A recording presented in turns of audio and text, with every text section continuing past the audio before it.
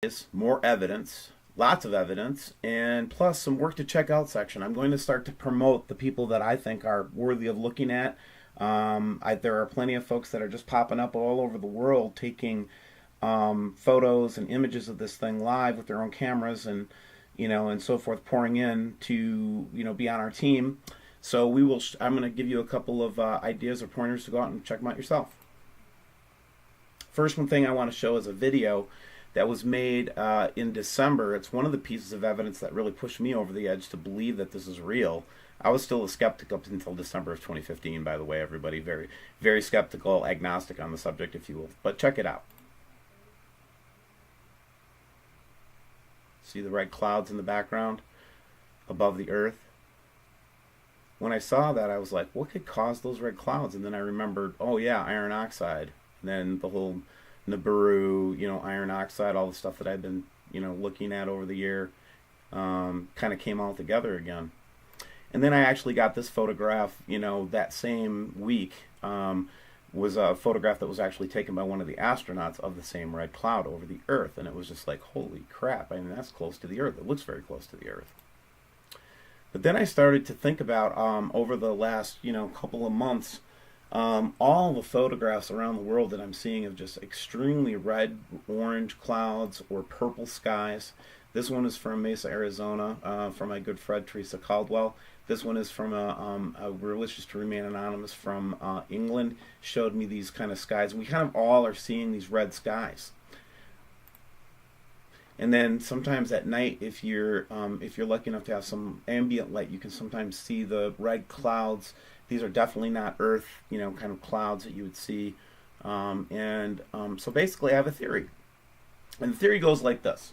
So what I believe is happening is all of these wild things that we're seeing in the sky, because we have access to various tools that have not yet been shut down by the ruling elite or whoever the hell is trying to keep this from us. And the red cloud, the red iron oxide cloud that's coming with this whole system coming towards us, okay, has been basically, in my opinion, obfuscated by the chemtrails, okay? So here are these chemtrails going across the sky and obfuscating or refracting the light from these, so that we can't really get clear images or clear sights from the ground of this stuff, or one of the reasons that they're chemtrailing anyway. So the result is that we see distorted images and views that are obfuscated or refracted or and basically just benign.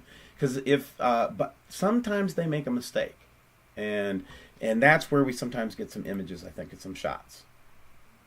So let's talk about how you can see extra atmospheric red cloud structures that are coming with the system, which, by the way, are very visible from where I'm at here in Wisconsin today. Here's from the back of my farm a couple days ago.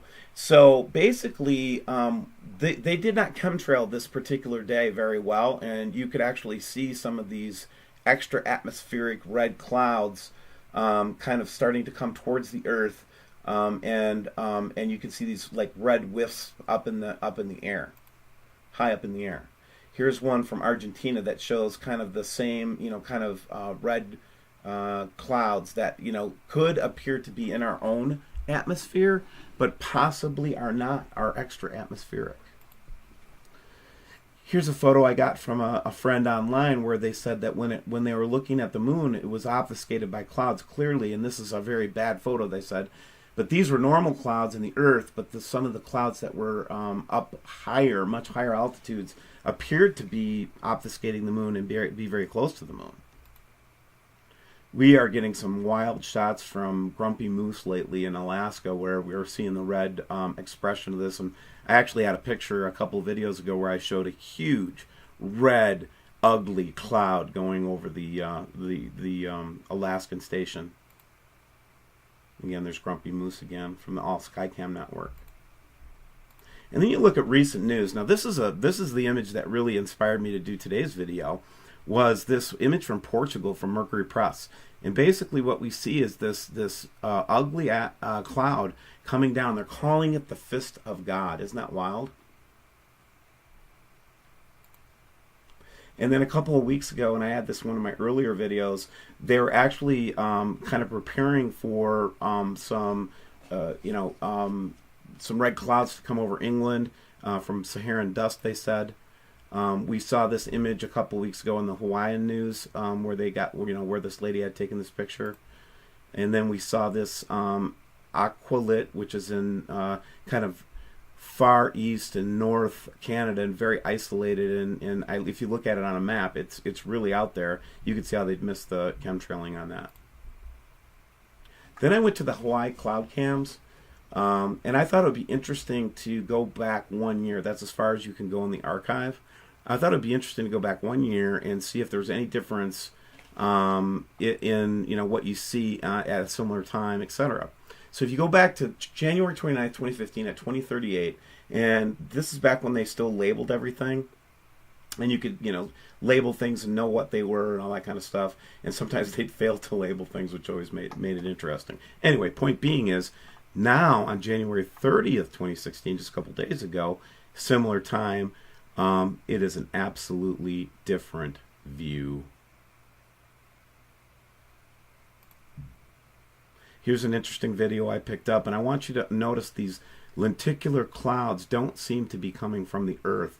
This is from the South Pole Station, U.S. station, Niemeyer Station.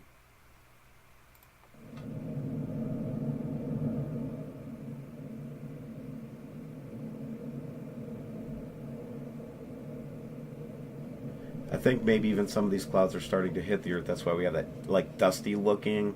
That's not snow that's blowing around half the time. And again, just kind of watch the lenticular clouds as they start coming up. This is over a 2-day period, by the way. Here we go. See them? See how they come out from behind?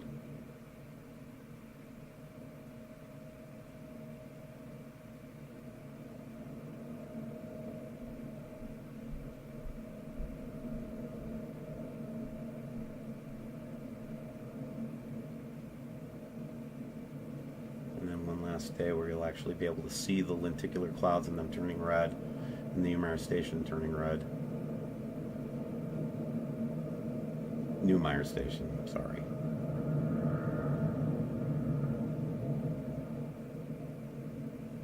See the dust.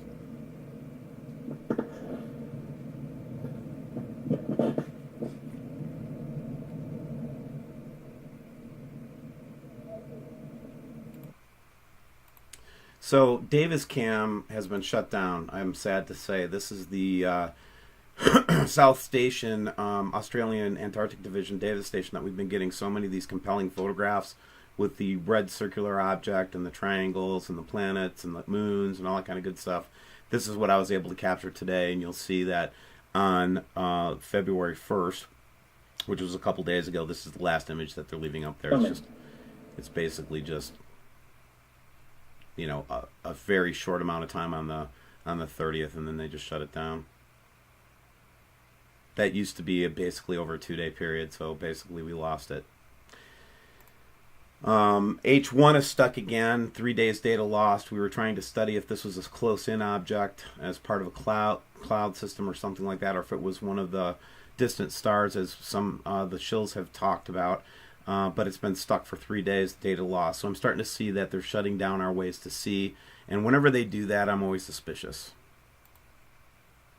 So the final section for today, February 1st, 2016, is to give you some awesome sites to check out that really caught my attention in the last couple of days. The first one is the Nibiru watcher, MrPullens, who captured a wonderful video today of high-flying chemtrails flying right into this kind of light structure, but capturing some planetary objects and some really cool images. And then we've got Steve Dreyer, again, low subscriptions, but he's capturing some good stuff from the webcams. This is a double sun picture, kind of. Henning Kemner, one of my brothers, basically Henning came out and he has a video today that actually shows the chemtrail connection with Planet X. But look at this chemtrail, these planes chemtrailing to kind of hide these high lenticular clouds and whatever is above there. That is just an amazing shot. And Henning's got some great information on chemtrails and actually has done some chemical analysis, spectral analysis on the chemtrails themselves.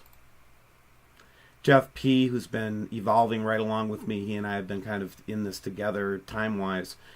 He just came up with a great video that showed some of the Nibiru phenomenon that we've been seeing over Europe on some of the cams over there, and it's shocking stuff, guys. You got to go check out Jeff P's site. Links below, by the way, on all of these. And then finally, Hulk Ogan. Hulk is a new YouTuber that's trying to get his site off the ground, but he's been also studying the webcams in Mexico, and he had an excellent video today that I have a link that I'd like you to go look at that will show you the planet as seen from webcams in Mexico.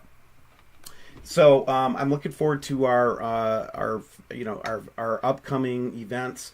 We're going to be doing shows on Wednesdays and Fridays if we can. Pray for me. Right now we have our next one scheduled on the 3rd.